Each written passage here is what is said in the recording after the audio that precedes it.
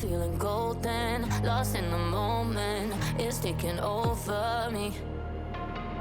Keep your composure, you know that I want ya. Can you just hold that beat?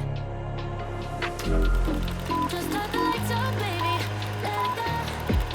Let it go. Hey guys, we're back again. It's Michael back in. Chad Horn over at Ink Tank. And this is Chad GTM.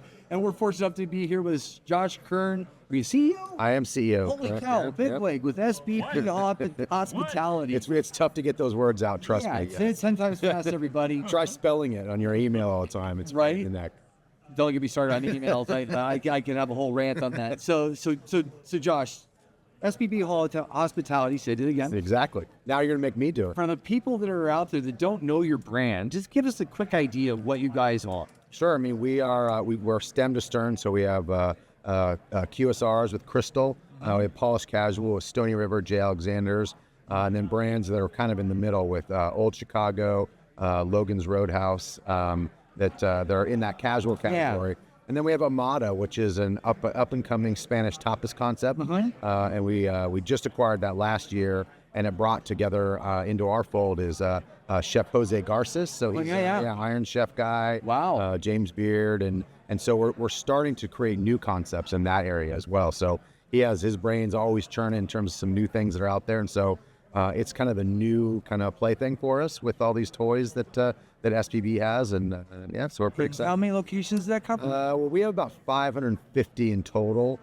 Between all those different brands. So the largest is Crystal, and then Logan's is next, and then J. Alexander's, we just opened our 38th location in Clifton, New Jersey, so just outside the city. That's a great steakhouse. Yeah, it's pretty fun, yeah. So Josh, how are you principally growing, and what's the balance between organic growth of the existing concepts versus M&A on new concepts? Yeah, I mean, definitely going, our growth vehicle is J. Alexander's, Stoney River, and Amada is what we're trying to grow. But for us, we're really in the M&A world. So we're owned wholly by Fortress Investment Group. And so we're out there, really looking at kind of what's the next thing that's out there. Particularly kind of in that polished casual arena is really something that we see is an up and coming, really solid kind of area for consumers. And it's nice to kind of bring those dollars to the bank when you're talking about, a restaurant that's got nice AUVs, really healthy. And we look for brands that have kind of made it out of their home market, so kind of in that sweet spot of maybe 10 to 20 locations, but like have kind of grown a little bit, and then we can apply that shared services and magic that we're good at. So that's polished casual fine dining, kind of around that area? Right in that realm. And there's so many out there, just great concepts. And so we're constantly looking for what's the next thing, and there's lots of chef-driven concepts that, people that have created these great brands, but then they're not really good at scaling them. And that's what we're good at, and applying kind of those shared services across the line. So that really helps us take these on. So how do you do that? I mean, you have all these brands you bring together. Is this kind of tied together by technology, or how's it? I mean, how do you think about this? Yeah, I mean, it's CEO, it's a whole different game, right? You try and stay out of the day-to-day firefighting mode, and try and really stay on strategy for these different brands. And each one of them is so different. I mean, Crystal is, opposite of what a J. Alexander's is. Now, we do try and use those shared services principles. So not to homogenize the brands, and they really stand for what they stand for. Yep. But are there some pieces that we can really incorporate, whether that's technology, whether that's data, whether that's coming into consumers that we're trying to attract. Those are all kind of pieces that we do apply. And especially when we acquire something. And that's, you got to imagine all those different technology elements. We have 4 different point of sale systems for all these different restaurants. So just taking all that data and having it one, making it. I wish I was down to 1 or 2. That would definitely, but it's tough to find a point of sale that will work, in a casual environment. Exactly. Quick service. And some we don't want to, we do want to kind of look guests in the eyes and take the order that way. But I want them to pay out faster, that everyone wants to do. And everyone in Europe's been doing for 25 years. Sorry guys, it's true. It is true. That's the sad part about it. But so Josh, when you're looking, I mean, there's always challenges the industry's facing, but your different concepts will each feel them differently. As CEO, how you manage through what the overall priorities end up being? It's funny. Some of them are on the leading edge. Like when the economy starts to get rocky, we start to feel it first at like a Logan's, which is a value-centric steakhouse. So we can start to make some pivots in terms of how we're buying. Do we want to look at menu pricing? So we kind of use each of the brands as an indicator. But it's so every day is almost a crisis, and whether that's supply chain challenges, whether that's technology that's going down. We have legacy brands, so it's incredibly expensive to kind of re-outfit, a Logan's that's been around forever, or a Crystal that's been around for 90 plus years. So for us, it's trying to figure out what's going to make these tick, and for us driving traffic. I mean, that's the name of the game, and clearly that's every restaurant company is trying to do, but. It's a challenge as there's fewer and fewer people that are coming out to eat nowadays. So we're trying to get that share of wallet every single day. Makes sense. So on that same note, right, you're talking about systems and probably things that help you track food costs, but then my brain starts going to supply chain immediately, right? You mentioned avocados. We know there's egg crises going on. There's all these different things that are happening in the world. Like, how do you weather those tides? And what are the things that you're thinking about that mitigate some of that? Sure. Right? I mean, part of it is that, with on the Jay's side and Stoney, it's a scratch-made kitchen. And we're actually pretty nimble when it comes to menus and how we print those. They're actually printed on site. And that's always been a challenge, right? Is how fast can you get menus for, a couple hundred locations. So for us, being able to change those menus. So, if avocados are going to spike, then we can take those off the menu.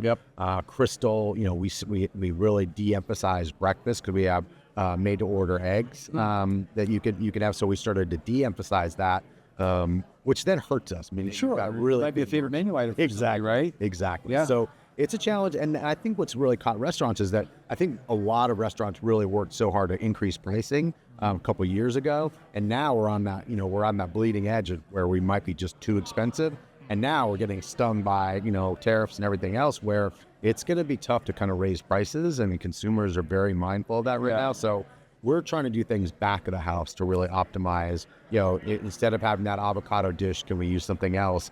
Can we use something that's domestic versus, imported out there? So it's a lot of work for the culinary team. Now the beverage team, that has to, now we're not getting French wine in, using more California and domestic. It hits everywhere. Oh, yeah. So it's just, it's trying to be as nimble as possible. And I think because of what we've learned in COVID, being a little bit more nimble to get things printed and optimized a little bit faster has allowed us to kind of flex right now. So that's kind of the name of the game. I love hearing that there's always a plan.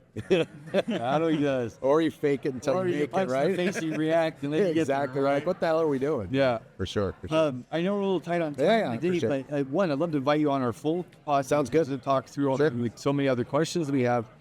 But when it comes to this event, this conference, right, what keeps you coming back? Because I think I've seen you around. Yeah, I've been here a bunch, right? I've been here, many, many years. And I really do like the one-on-one engagement, the different vendor partners that are out there, both current or future, past. And so it's really good just to kind of meet face-to-face.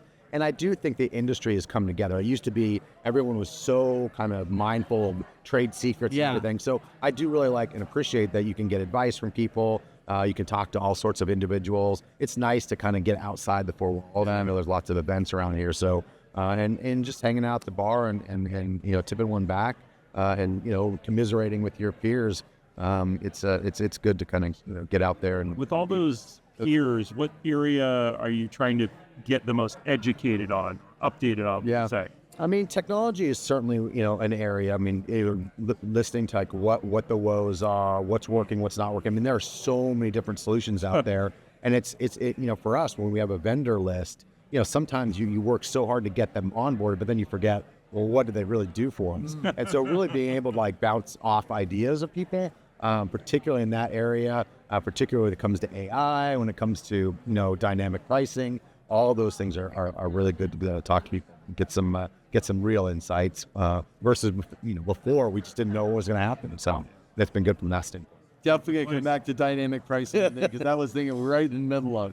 But I got a signal from our guys coming up on time. So one, if anybody wants to find you, I think LinkedIn's probably the place. LinkedIn's good, yeah. Email is just josh.kern at SPB Hospitality. Watch how you spell hospitality, and get that eye at the end, and you're all set. And if they want to stalk you in person, where are they going to be? Where are you going to be next? I will be here. NRA, I think, is the next one out in Chicago. I love just going to the show and seeing. That's a fun one. We'll have a podcast. Cheers. That one All right. Well, you got on that one? that'd be great. Awesome. I appreciate it. Josh, Thanks so thank you much. so much for Cheers, spending guys. time with us. Thanks a lot. Guys, Enjoy. this has been Chat GTM episode 5 from the Restaurant Leadership Conference. Next up will be Phil Hieronymus Crawford. That's not his real middle name. Talk to you guys later. Thank you.